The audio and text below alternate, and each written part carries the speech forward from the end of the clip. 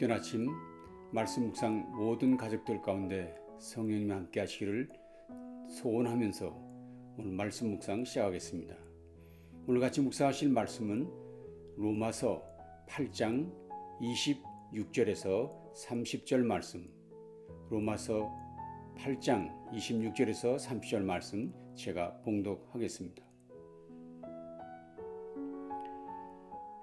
이와 같이 성령도 우리의 연약함을 도우시나니 우리는 마땅히 기도할 바를 알지 못하나 오직 성령이 말할 수 없는 탄식으로 우리를 위하여 친히 간구하시느니라. 마음을 살피시는 이가 성령의 생각을 아시나니 이는 성령이 하나님의 뜻대로 성도를 위하여 간구하심이니라. 우리가 알거니와 하나님을 사랑하는 자 곧 그의 뜻대로 부르심을 입은 자들에게는 모든 것이 합력하여 선을 이루느니라. 하나님이 미리 아신 자들을 또한 그 아들의 형상을 본받게 하기 위하여 미리 정하셨으니 이는 그로 많은 형제 중에서 맏아들이 되게 하려 하심이니라. 또 미리 정하신 그들을 또한 부르시고 부르신 그들을 또한 의롭다 하시고 의롭다 하신 그들을 또한 영화롭게 하셨느니라. 아멘.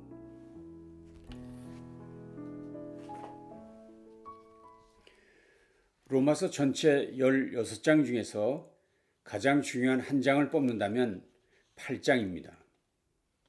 어떤 이는 말하기를 로마서 8장만 있어도 구원의 진리를 깨우치는 데는 부족함이 없다고까지 말했습니다. 오늘 드디어 그렇게 중요하다는 성경 중의 성경인 8장을 묵상하게 되었습니다. 8장에 들어선 바울은 그 시작을 이렇게 했습니다. 그런즉 이제 그리스도 예수 안에 있는 자에게는 결코 정죄함이 없나니 결코 정죄함이 없다 했습니다.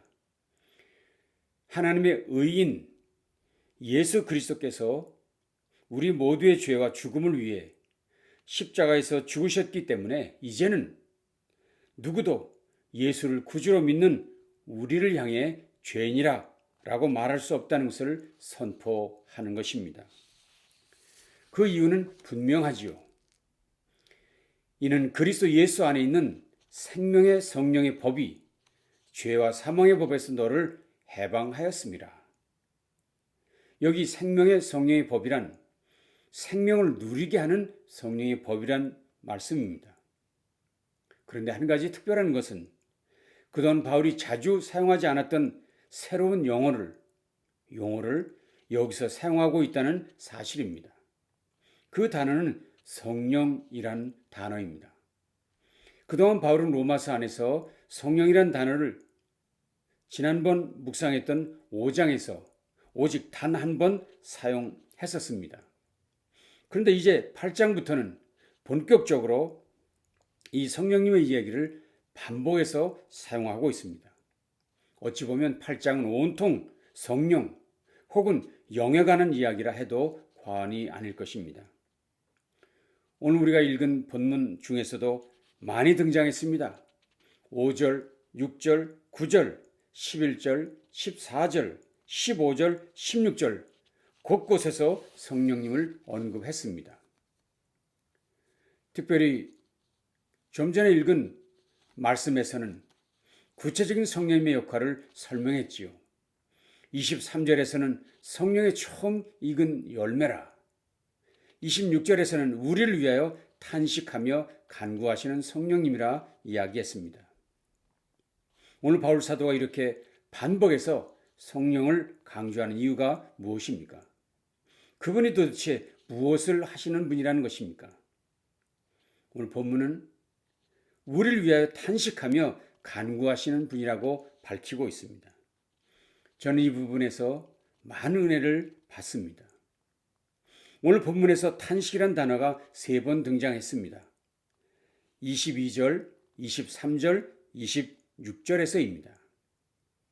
23절에 22절에서는 만물이 탄식했다 하고 23절에서는 인간이 탄식했다 하고 얘기하고 있고 그리고 26절에서는 성령님도 탄식한다 말씀하셨습니다.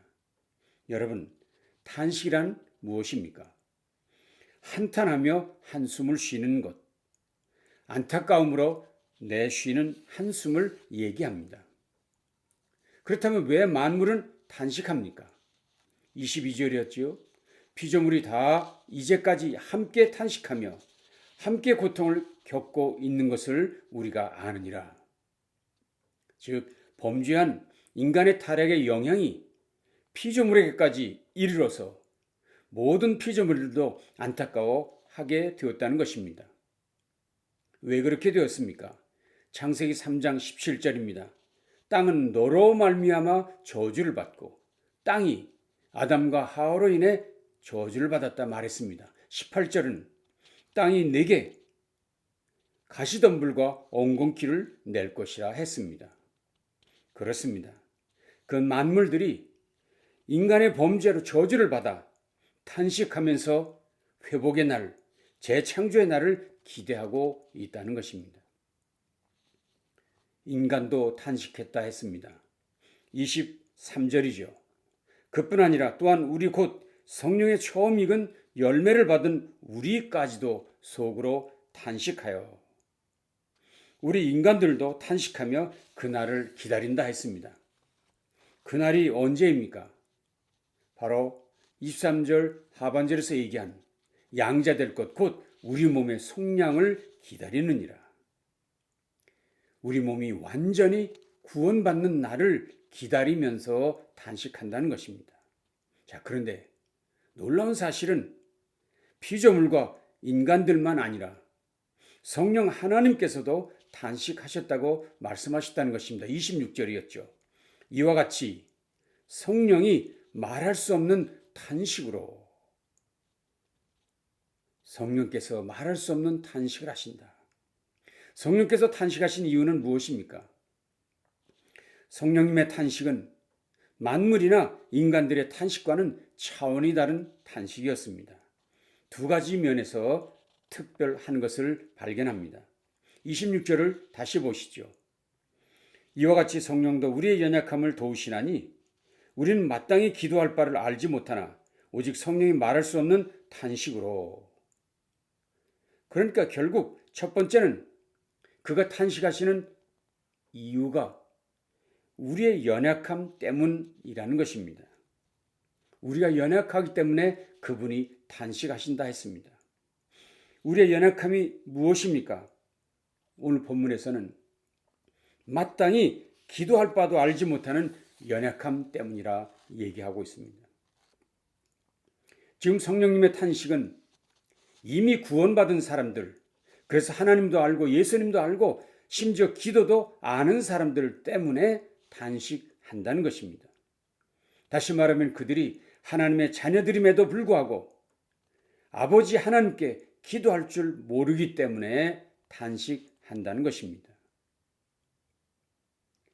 또 한 가지 특별한 점은 그런 연약한 이들을 위해 탄식만 하는 대신 기도해 주신다는 사실입니다. 탄식만 아니라 대신 기도하신다는 사실입니다. 성령님의 탄식은 연약한 성도들, 무엇을 기도해야 될지 몰라 쩔쩔매는 성도들, 중언부언하는 사람들을 위해 안타까워 탄식하시며 기도하신다는 것입니다.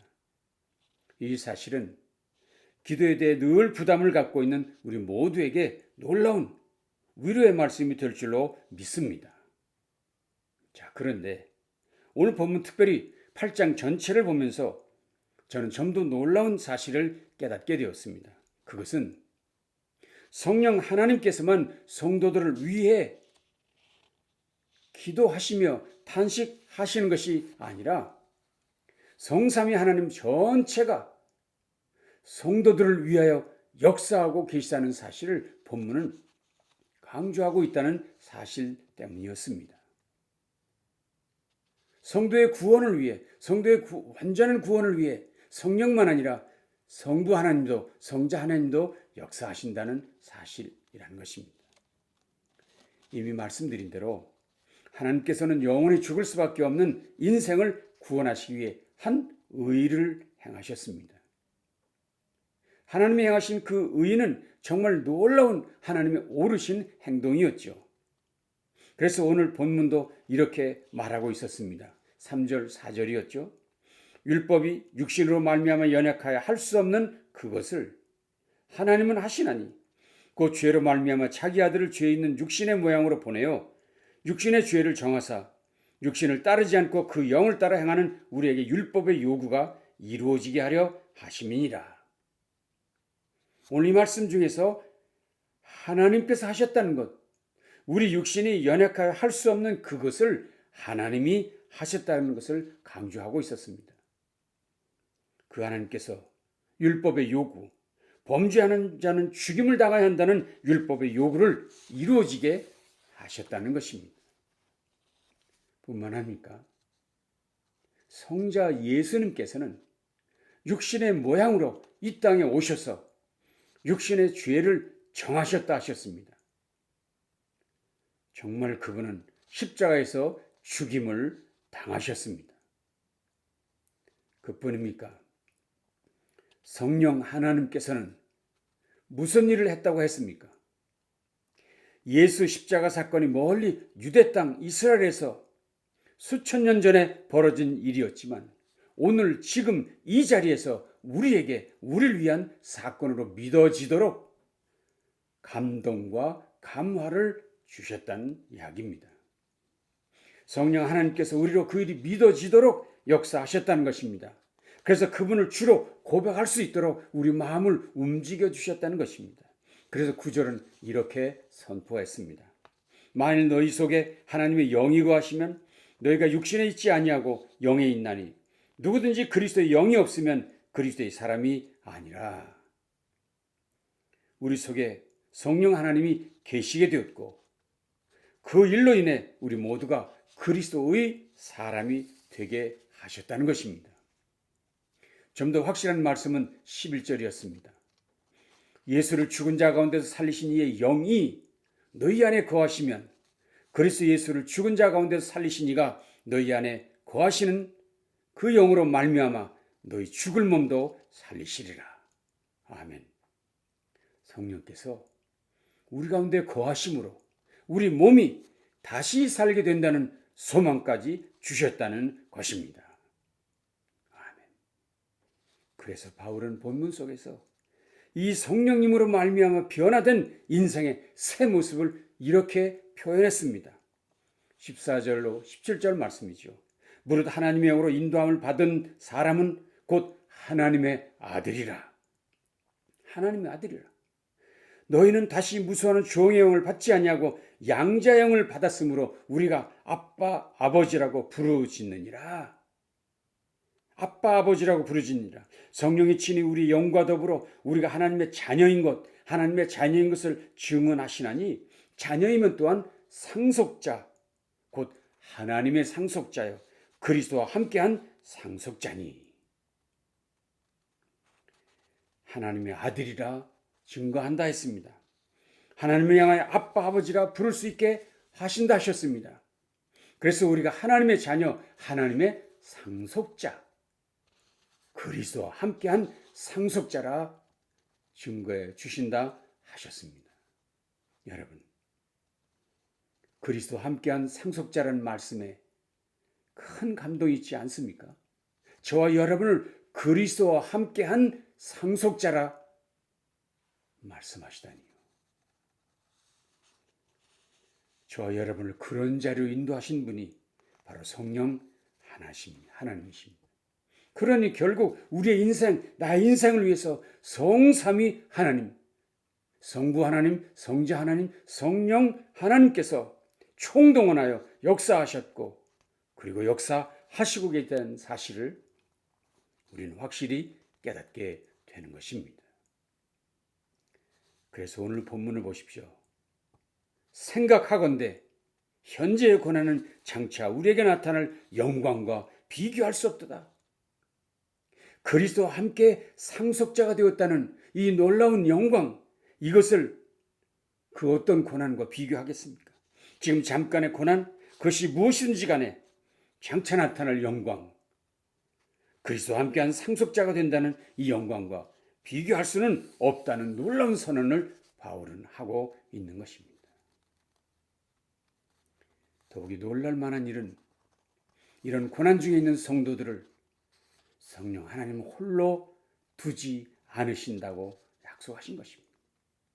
오늘 본문이 이렇게 말했죠. 이와 같이 성령도 우리의 연약함을 도우시나니. 성령 하나님께서 연약한 우리를 도우신다 했습니다. 어떻게 도우십니까? 탄식하며 기도로 도우신다 했습니다. 오직 성령이 말할 수 없는 탄식으로 우리를 위해 친히 간구하시느니라. 우리를 위해서 친히 간구하시는 성령 하나님은 어떤 분이라 했습니까? 27절 마음을 살피시는 이가 성령의 생각을 아시나니 이는 성령이 하나님의 뜻대로 성도를 위하여 간구하심이니라. 하나님의 뜻을 잘 아시는 성령 하나님, 바로 그분께서 친히 아버지 하나님의 뜻대로 성도를 위해 기도하신다고 말씀했습니다. 사랑하는 성도 여러분, 결코 흔들리지 마십시오. 좌절하지 마십시오. 고난 중에 담대하십시오.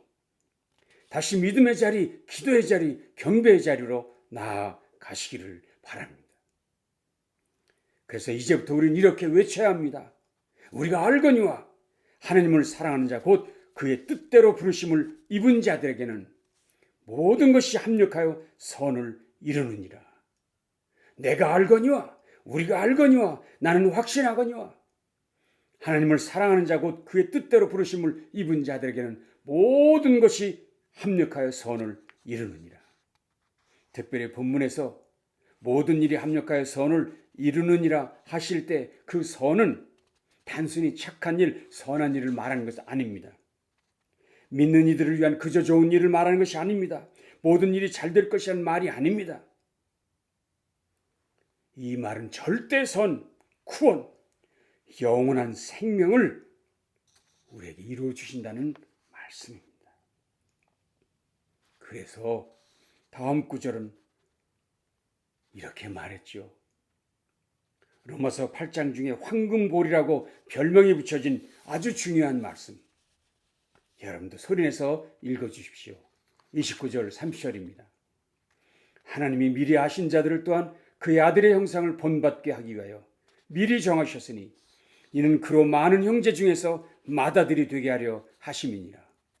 또 미리 정하신 그들을 또한 부르시고 부르신 그들을 또한 의롭다 하시고 의롭다 하신 그들을 또한 영화롭게 하셨느니라. 미리 아신 자들을 미리 정하시고 미리 정하신 자들을 또한 부르시고 부르신 그들을 또한 의롭다 하시고 의롭다 하신 그들을 결국은 영화롭게 하셨느니라. 여기서 미리 아신 자라는 말은 지식적인 알물 말하는 것이 아닙니다. 하나님께서 사랑하는 자라는 뜻입니다. 하나님이 아신다는 것은 내가 그렇게 사랑하신다. 너의 전부를 다 알고 내가 사랑한다 하는 말씀이십니다. 그러니 하나님께서는 그가 사랑하신 자를 구원하시기로 작정하셨고 작정하신 자를 부르십니다. 부르신 자를 의롭다 하십니다. 의롭다 하신 자를 결국엔 영화롭게 하신다는 것입니다. 본문 중에 더 놀라운 사실은 이 모든 동사들, 사용된 5개의 동사들이 모두 과거 형태로 쓰여졌다는 것입니다. 이미 다 이루셨다. 창세전에 해결해 주셨다는 말씀으로 과거형을 쓰고 있었습니다. 참으로 이 말씀은 우리로 충분히 감격하게 하는 말씀입니다. 이것이 성경입니다. 그래서 성경은 곧 성삼위 하나님께서 성도들에게 베푸신 구원의 보증서라 할 수 있습니다. 성삼위 하나님께서 그리스도 안에 있는 저와 여러분의 구원을 보장하신다는 하나님의 도장이 박힌 구원 보증서, 그것이 로마서고 성경입니다. 그분이 미리 하신 자들을 반드시 정하십니다. 그분이 정하신 자들을 반드시 부르십니다. 부르신 그분들을 반드시 의롭다 하신다 하셨습니다. 그리고 의롭다 하신 그들을 영화롭게 해주심을 믿으라 말씀하고 있습니다. 이를 위해 성삼위 하나님께서 총출동하셨습니다. 오늘도 이 사실에 감격하여 이렇게 선포하십시다. 그런 적 일에 대해 우리가 무슨 말 하리요?